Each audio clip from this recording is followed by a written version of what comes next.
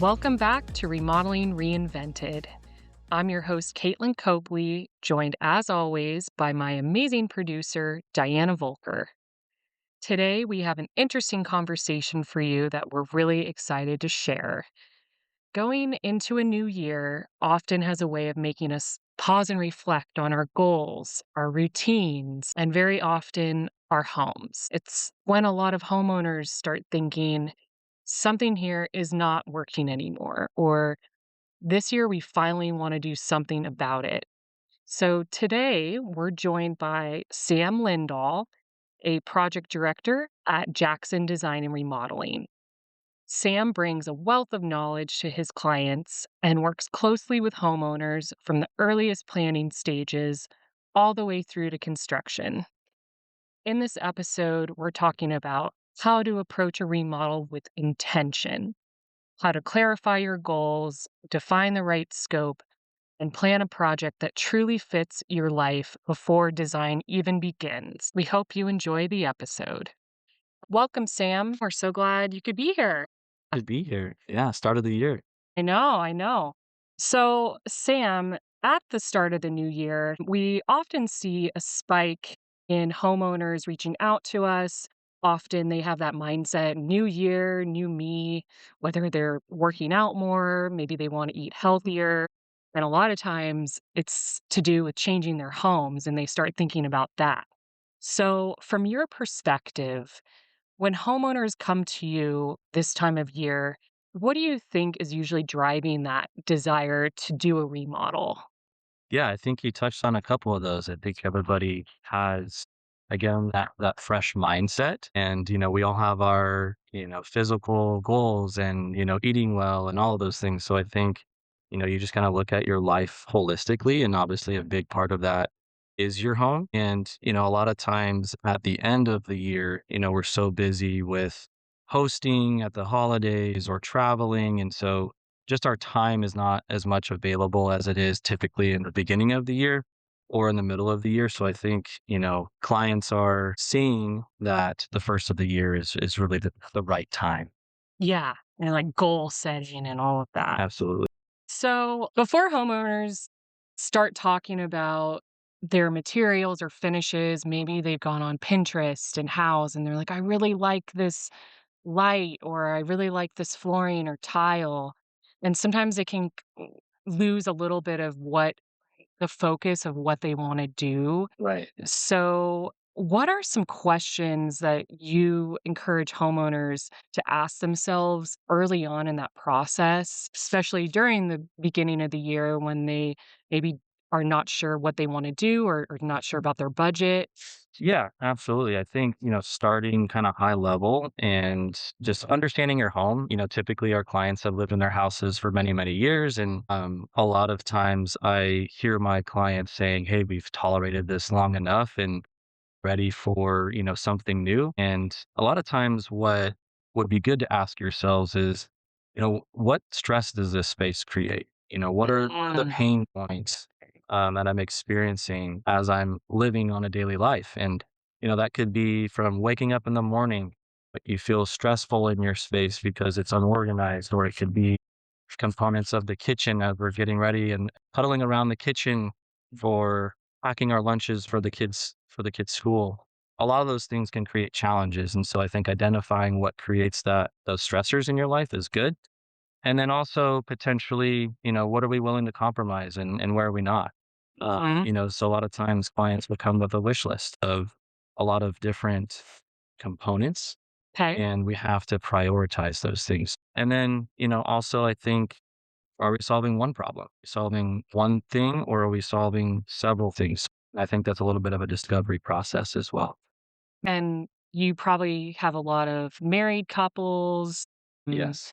and it's you're also prioritizing those 2, right? Exactly. Maybe the husband has his own wants versus the wife. So Every client is a little bit different, right? So every lifestyle is different. So it's really identifying suits you the most and what you're moving away from and what you're moving towards. And so, yeah, every client is different. Yeah. whether it's a couple. Sometimes we call ourselves therapists. We have to play the mediator sometimes as far as wants and needs and those priorities, but Yeah. that's kind of the focused effort that I play sometimes in those relationships, yeah. And you probably have seen an increase in planning for the future, like maybe they have aging parents or Yeah, absolutely. I think especially nowadays, remodeling is expensive and you're making choices and you're making a big investment. And a lot of times it's for the long term. It's typically not a short term quick fix. And so when you're looking at that type of project, you want to look into the future and things right. like aging in place and getting wider doorways or doing a curbless shower or components like that that will just make life so much more simpler in Yeah. the future. We've actually created a New Year remodel homeowner checklist that you'll be able to download from the episode description. And some of those will include questions that Sam just mentioned, along with some additional prompts that should help you with your goals and priorities. But I think it's just kind of walking through your home. What bothers me about this Mhm. space? And how do I feel when I walk into it? These are all things and thoughts, like you said, Yeah. we can write down and take note of. Exactly. And I think a lot of times it's sometimes with, hey, I want new cabinets or I want new finishes. But it really is a deeper level of understanding kind of the core root cause, Okay. of identifying some of those questions and getting down to the functionality. Yeah. So you probably, maybe when you go out there for the first time, you're helping them uncover things they didn't even think about. Absolutely. Yeah. Some of It's them. definitely a Mhm. discovery process. So, I'm walking into homes then with a curious mentality. Right. And so it's really about getting to know the client and again, their wants and their needs for their space. But sometimes, we discover that together, Yeah. kind of the questioning. So Oh, that's great. Nice. And House published their 2026 kitchen trends study. And according to their survey, improving the functionality of their kitchen is usually what moves their project forward. And 41% of the homeowners that were surveyed shared they can no longer stand the style of their old kitchen. And 38% either have a kitchen that's very old or deteriorated. Maybe the cabinets are starting to fall off the hinges and they're just sort of making things work. yeah. Maybe their oven Mhm. stopped Yeah. working and they're like doing some DIY projects to keep them going. Does that kind of line up with what you're seeing out there? And I mean, that was just kitchens, but just in general. Yeah, absolutely. I think when you look at specifically San Diego and kind of the homes that are currently built here, a lot of times we're walking into houses that are as early as the 1930s, but typically it's, 70s, 80s, 90s. Mhm. And, it's definitely time for a refresh. Yeah. And you typically will see remodels happening about every 15 to 20 years. Okay. Great. The general The good kind stuff. of, when you're looking at specific spaces like kitchens and bathrooms as far as trends and materials and finishes. Yeah, and I mean, I guess that's because it's such a big investment. Correct. Yeah, It is a substantial investment. And again, it just kind of goes back to wanting to do it right and making sure that you're discovering those components and understanding the right. functional space. Do you feel like and some of these older homes, do you feel like sometimes it's tempting to go, "Gosh, I might as well just move at this point?" Do you talk them through that process and the pros and cons of each? Exactly. And so, I mean, if you're investing in a remodel project, right, it could be hundreds of thousands of dollars. And, hey, what if we took that money and we decided to move? Right. And so it's looking at what does that look like? And so it's asking yourself as a client, hey, what does it look like to move? The things to consider is the neighborhood, right? Mm, Or do we like our neighborhood? Does it bear too many challenges to get what you really want for what you're looking for as far as your lifestyle? So there's a lot of components that you can ask specifically around whether it makes sense to move or remodel. yeah. A lot of times when I do talk to clients that look at moving is there's also a cost to it. You could be spending 10, 15% of that new home in actually moving costs. So Mhm. that's also something to consider. And a lot of times, honestly, when I speak with clients that have looked at moving, they say they're going to have to remodel anyways. That's So a lot true. of times the new house might have 7 or 8 of the check boxes, but they still want a new kitchen or still want to add on or some components of that. And I feel like it's very exhausting moving and then adding a remodel to the mix. Yes. That would be a lot. So I can speak on experience with that. I just finished a Oh my move. Congratulations. Thank you. The dust is settling a little bit, which is nice, but yeah, it's a taxing thing. It is a little bit stressful, and especially if you have family and other influences that create that move a little bit more challenging, but, yeah, all things to consider. Yeah, and having those emotional ties to your home can also keep you maybe Absolutely. you're good friends with your neighbors across the street and you don't wanna Absolutely. move. Yeah. So, Yes. wow, that's awesome. So, Sam, earlier you talked about how lifestyle changes can also affect whether or not they are interested in pursuing a remodel. Do you think you could expand on that a little bit more and maybe give us an example? Yeah.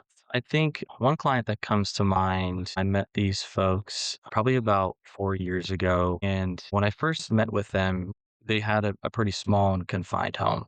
So this was a house that was built in the '60s here in San Diego, and they really came to me with a vision and ideas of what they wanted to do to transform the space.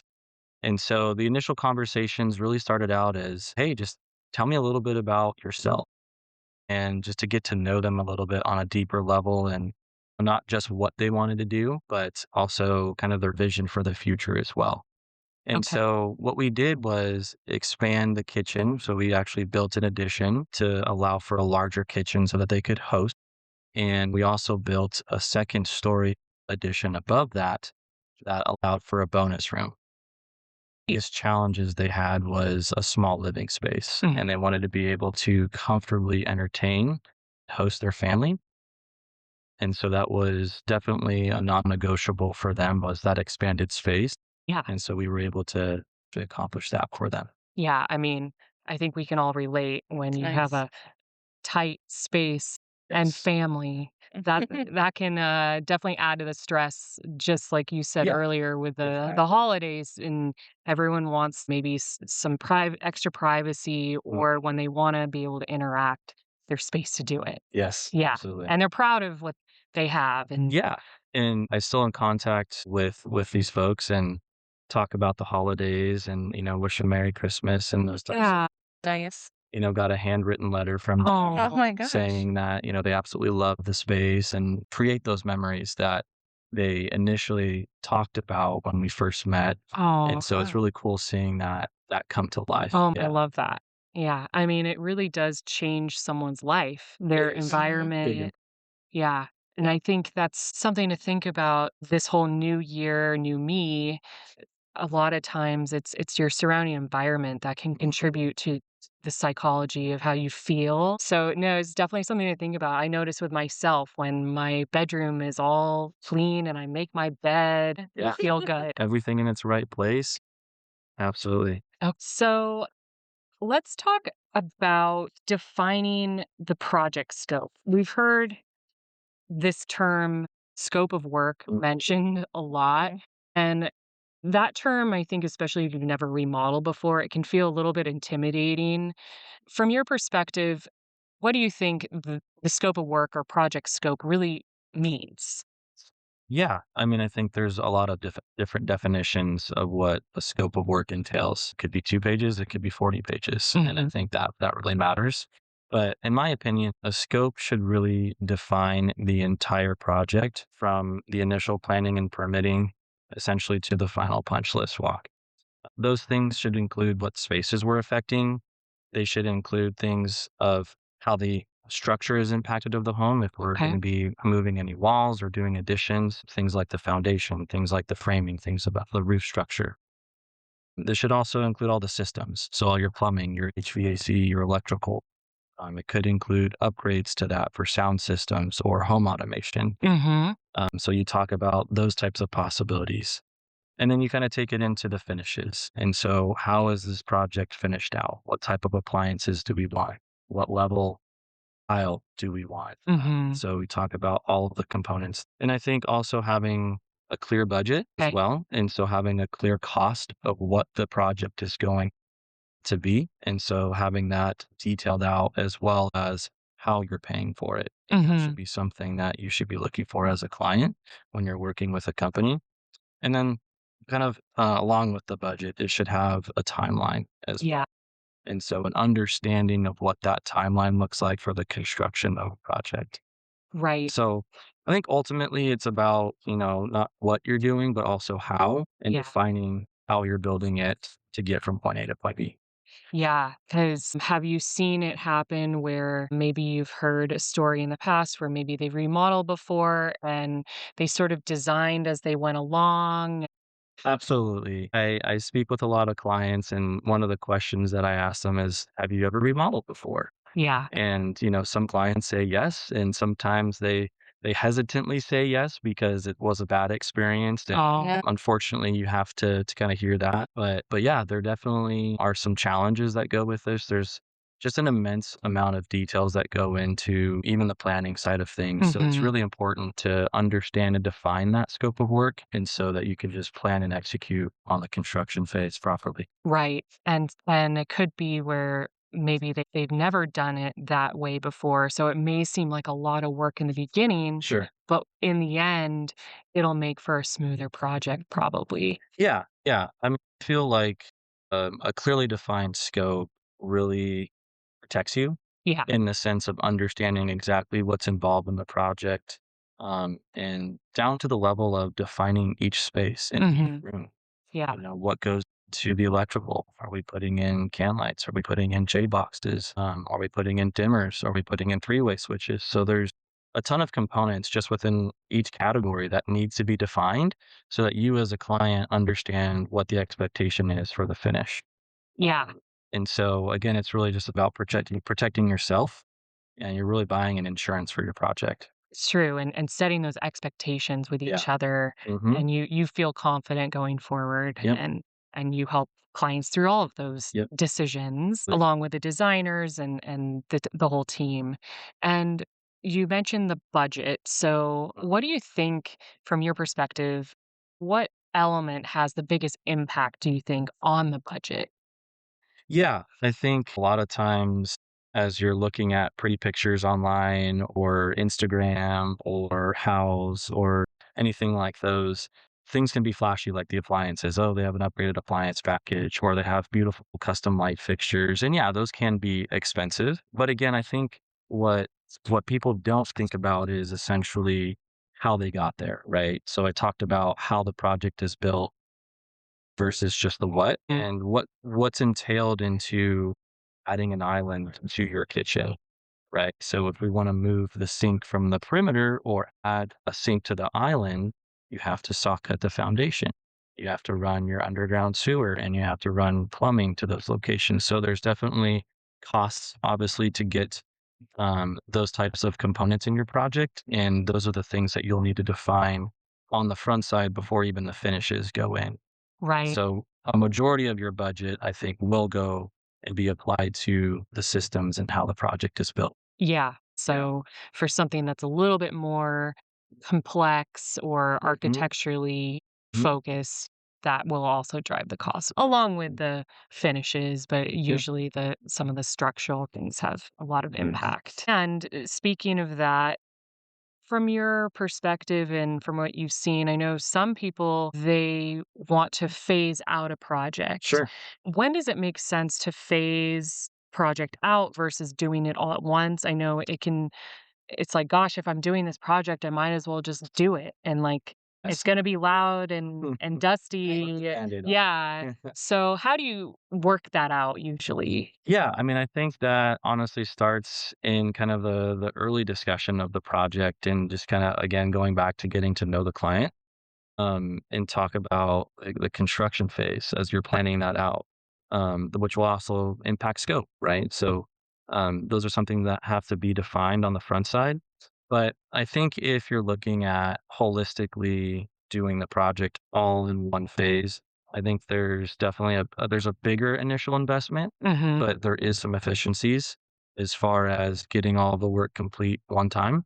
You're not starting and stopping a project and then starting again. Yeah. So you do have trades showing up multiple times for essentially two different projects. So I think, definitely the investment side and the efficiencies. And I think also, as far as when we're looking at the space holistically, does it make sense to essentially phase it or separate those components? So if you're looking at a kitchen and a family space, maybe that does not make sense because they're adjacent to each other. But if you're doing a kitchen and a master bathroom, Mhm. those two components are separate and can make sense a little bit more as you're looking at kind of what shared systems they have. And then I think it just comes down to, the homeowner as well. And, do we want to live through one project or do we want to live through two projects Right. essentially? So I think it's just a little bit of questioning yourself, live through this, and on multiple And there occasions. could be other factors, like maybe their children Hmm. are preparing to go to college and, Yep. they can't have a bunch of interruptions, they have to be able to study for their SATs, like, Exactly. whatever it is. Yep. So, it's just looking at what is life, like for you right now, and does it make sense to phase it? So, all Yeah. those factors. Yeah, one thing that we all know is life doesn't stop, right? So Mhm, typically life isn't going to stop just regarding your remodel. And so how that best fits within your lifestyle and your situation, mhm. we flexibility, right, Flexibility. is Mhm. something that we can look at and absolutely suggest on how we approach the construction phase. And the time Hmm. frame, and Yeah. so I think it seems like planning is key, obviously. Planning is Yeah. absolutely key. Again, having those discussions on the front side of as you're developing the scope on as well as, when it gets built. So, Sam, you gave some of the benefits of doing a project all at once. So, on the other side of the coin, when does it make sense, in your opinion, to phase the project? Yeah, I think there's definitely situations where it does make sense. And I think typically, generally speaking, it'll be more about, hey, these spaces aren't necessarily affected or are adjacent to each other. It's a little bit of a less initial investment on the budget. And so you can spread that across a longer time period. So if you're not comfortable investing a larger lump sum for a bigger project, then you can definitely spread it amongst two-phase projects or potentially three. And then I think also what advice I'd give if you want to phase the project is being a master plan. I think understanding holistically what the project is provides, intentional design elements that you still want to pursue versus looking at those separate spaces. So I still think that there's an intention for doing a master plan that makes sense. And then Okay. you can also decide on how to build the project once you define that. Okay. And how does having the right team help translate a homeowner's vision into a clear and realistic scope? I think that's one of probably one of the major components as when I think of it as you're interviewing, companies or individuals for your project. It's how does that team work with our Mhm. clients and with yourself. And so I think the biggest thing is listening first, right? You just have to listen to what the homeowners wants and needs are, understanding again their lifestyle, understanding, what pain points they have and challenges they have and what they're moving towards. And then it's having a creative team that transforms your ideas and vision into a tangible plan and then having a team experience to execute that plan. Okay. And a lot of those design questions happen during that interview process too, when they're moving into that design phase, right? Yeah, absolutely. Those will get discovered and detailed out on how we work together from getting from that initial idea to essentially like a signed contract. And because everybody absorbs information differently, a Yes. designer's perspective would be different from your perspective, and someone Hmm. from the architectural department would also have a unique perspective as well. Yeah, I think there's a beauty about having a team working together versus an individual. Each person has their different expertise and that's brought to the table. And I think there's just a beauty in it. There's just different creative ideas, and it's honestly fun, and it Yeah. should be a great experience as you're going through that, and exciting, and, again, you hear kind of the horror stories, but it doesn't have to be that way. It really doesn't, and, if you have that right team, then it can be a real successful project. Love that. Thank you. Sweet. Before we get to the quick fire round, I wanted to ask you for homeowners that are thinking about doing a remodel and say they are having a consultation at their house, what do you think they should be prepared with when meeting with someone? What Yeah. sorts of questions should they ask Mhm. or materials they should have put together on their end? Yeah, I mean, I feel again when I walk into clients' homes is, they've been thinking about it for a while, right? You're not just typically waking up one day and saying, "Oh, I want to do a remodel." They've put some thought and they've done some research. It's identifying a little bit of that, right? I think, putting together a list of projects that you want, right? Yeah. And so creating just a understanding and that you can communicate to what you want to get complete. And then I think also prioritizing them, right? And what's most important to you is very helpful.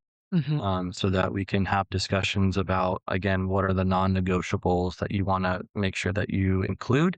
What Yeah. are some things that, hey, if the budget allows or doesn't allow, we can put that to the side potentially. So I think, talking about investment on the project is just what budget have you set aside for this project? Hmm. Um, us as the expert, we're going to talk to you about budget and we're going to give you guys ranges on understanding, hey, this type of project's going to be low end to high end in this range. And so you'll leave understanding what that project is going to entail. And then again, that helps with the priority, deciding on which project to do first. Things like timeline as well. I think a lot of people ask, hey, when do you want to start the project? But I like to ask, when do you want to be complete?